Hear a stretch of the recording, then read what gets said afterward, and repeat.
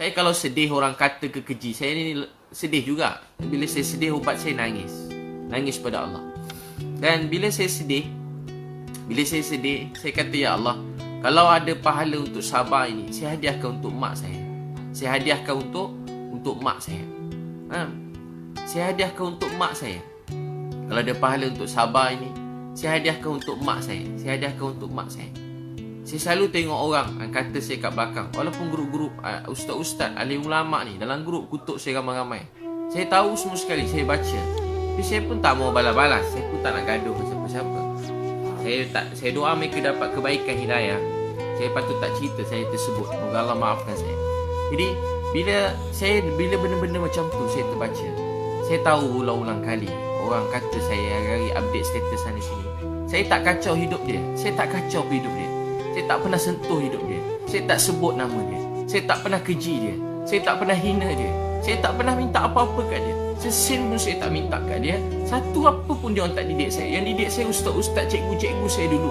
Mereka dah meninggal dalam kubur. Saya tengah malam dengar seorang cikgu saya dah meninggal. Saya tak kenal dia. Tengah malam saya dengar ada orang tengah nangis kat Masjid Seri Petaling tu. Ada orang nangis. Saya pergi kat situ. Dulu, bukan yang baru ni, dulu. Saya tak pergi Masjid Seri Petaling baru ni. Masa Covid ni saya tak pergi. Kamu ingat saya pergi? Ustaz dah buat saringan, saya tak pergi. Biasa saya pergi dulu. Sekali masa saya pergi, ada seorang tengah nangis doa. Tahu apa dia doa? Ya Allah, jagakanlah Abid Liu ni, Liu Yun Pao, Linda Liu. Dia doakan keluarga saya seorang-seorang. Siapa pula doa aku tengah malam ni? Saya tengah mengantuk, hilang mengantuk. Saya tengok-tengok di antara salah seorang cikgu saya yang saya dah tak jumpa lebih 10 tahun.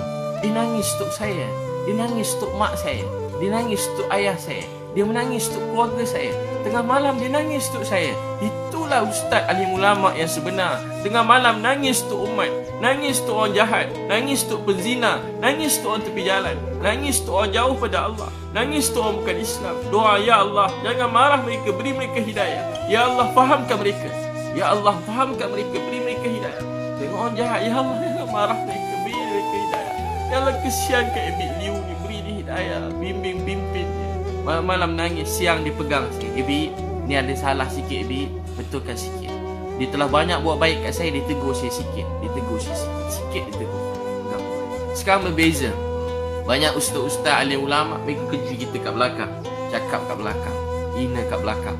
Cakap bukan belakang, depan juga kat Facebook, kat Instagram. Bukan baru ni, dah lama dah. Banyak kali dah, setiap kali update. Saya banyak juga kadang-kadang pergi mana tempat, tiba kena halau. Yang halau pun ustaz juga halau. Halau pada masjid. 2-3 tempat saya pergi, ada kena halau. Saya pergi berdakwah free, masa free. Lepas tu saya, kalau ni saya kadang saya ada cas supaya mereka urus sikit surat untuk saya. Kalau saya bagi free, saya dah kena halau. Bukan dulu-dulu kena halau ke masjid. Saya bukan cakap apa-apa. Saya tak sentuh hal-hal semasa, nak sentuh orang. Tak, saya bukan orang macam tu. Saya tak suka nak sentuh hal peribadi orang. Ni bukan saya. Tapi tahu tak apa jadi? Orang halau, orang keji. Tahu tak apa saya nak beritahu tuan-tuan sekalian? Sedih. Orang sekarang patutnya, ramai alim ulama yang baik-baik, yang soleh, yang sangat saya hormati, membuat saya semakin cinta sayang pada Islam. Tapi ada juga alim ulama yang baik-baik, yang belajar jauh-jauh. Dia jadi macam, dia penat agaknya belajar jauh-jauh. Penat belajar jauh-jauh. Lepas tu tengok tiba Cina mana pula ni agaknya. Tapi macam tu, keji kat belakang, cakap bukan-bukan. Saya macam pada dulu lagi. Saya tak kacau hidup dia, tak sentuh hidup dia. Saya tak susahkan dia pun. Saya tak minta sesuap nasib pun kat dia. Saya pun tak ada kacau hidup dia, tak pernah keji dalam ceramah saya tentang dia. Saya cuma berkongsi kebaikan. Ni kan dunia Instagram, Facebook. Saya memang saja banyak baik-baik. Sebab anak-anak saya pun ada Facebook, Instagram. Saya nak dia tengok benda baik-baik. Saya nak banjirkan benda baik-baik dalam Facebook, Instagram ni. Saya nak anak-anak saya tengok.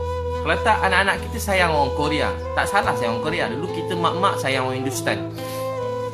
Tak salah tengok Hindustan sikit, tak salah. Tahu tak apa yang salah? Salah bila tak ada orang tengok Hindustan. Sekarang anak Korea. Sekarang terikut setengah-setengah. Bukan semua sikit-sikit terikut-ikut. Jadi kita nak marah orang Korea? Tak. Dia banyak kebaikan yang boleh kita belajar. Tapi tahu tak apa yang kita ni? Kita orang Islam kena banyakkan contoh-contoh yang baik. Meninggalkan contoh-contoh yang baik. Itu abang kakak. Apa tu dakwah?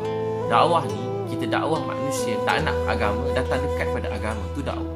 Malam nangis. Ya Allah, mereka tak tahu, tak faham, beri mereka hidayah. Ya Allah, mereka tak faham, tak tahu, beri mereka hidayah. Ya Allah, mereka tak faham, tak tahu, beri mereka hidayah. Ya Allah, mereka tak faham, tak tahu, beri mereka hidayah. Ya Allah, mereka tak faham, tak tahu, beri mereka hidayah.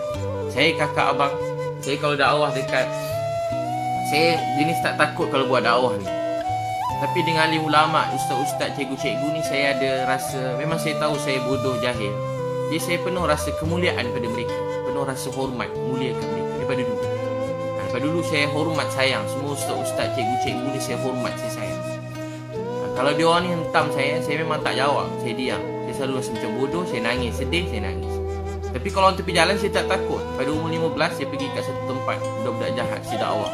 Ketua dia badan bertatu, umur 30 lebih, kerja merompak sana sini. Yang saya pernah cerita, dia ikut saya. Motor beratus geng dia, motor-motor, budak-budak motor, budak-budak yang macam-macam, curi motor, curi kereta. Saya dakwah dia. Alhamdulillah, ramai ikut saya, mereka berubah. Sampai saya pernah cerita, dia berubah jadi sebaik-baik orang.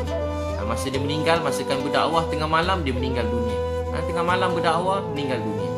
Orang baik. Sebab tu kita tak tahu kesudahan seseorang. Tu jangan pandang rendah pada orang tepi jalan, pada budak-budak jahat. Mereka anak-anak kita, mereka keluarga kita. Ya Allah, sayang mereka, mereka tak faham, tak tahu, beri mereka hidayah. Jangan keji dia. Kita kalau baik sikit, dengki ke orang, benci orang jahat. Dia ni mana bapak dia tak belajar, tak ajar-ajar apa dulu. Teruk tu. Dia tak belajar agama, jahil murakab. Kalau orang baik sikit, tak boleh buat apa dah. Degil, jahat tu tak boleh buat apa. Tak sekolah tu degil. Manalah, tak adalah Islam tu tidak dia tu. Habislah agama dia, neraka lah tempat. Wah, macam tu dia cakap kat orang lain. Kalau orang jahat cakap begitu pada orang baik, munasabah, sebab hati dia sempit. Tapi kalau orang-orang yang belajar agama, orang yang takut pada Allah, keji orang jahat, jadi kat mana iman dan Islam dan hati kita? Lepas tu kalau jumpa alim-alim yang benar-benar alim, mereka sangat memuliakan orang lain. Kalau orang jahat pun mereka sayang, ini kan pula pada orang baik-baik, mereka sayang. Kita tengok alim ulama penuh rasa hormat, rasa respect, hormat pada mereka. Jadi tuan-tuan dan perempuan yang Allah SWT sayangi, itu bila sedih, jangan sedih, percaya kita ada Allah. Baca inna lillahi wa inna ilaihi raji'un. Semua daripada Allah, kembali pada Allah. Allahumma ajurni. Ya Allah, ganjar ke atas musibah ini dan gantikan dengan yang lebih baik. Percaya ujian ni sebab Allah sayang. Bagus juga bila orang cakap. Saya pula kalau orang makin cakap makin semangat. Orang cakap makin semangat. Makin semangat. Malam orang macam-macam, saya order satu lori besar. Memang saya saja je. Orang kata ustaz nak tunjuk, memang saya saja nak tunjuk. Memang saya nak menunjuk. Menunjuk apa? Supaya orang bukan Islam mudah-mudahan dapat hidayah.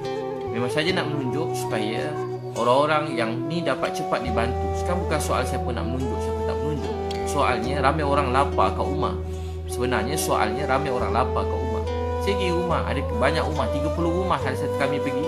30 rumah pergi hantar makanan. Keluar-keluar tak ada tangan ada. Ada yang tak ada kaki. Ada yang buta. Apa dia nak makan sekarang? Dia kerja apa? Dia kerja urut orang. Sekarang dah tak boleh urut orang yang buta. Tak boleh urut orang.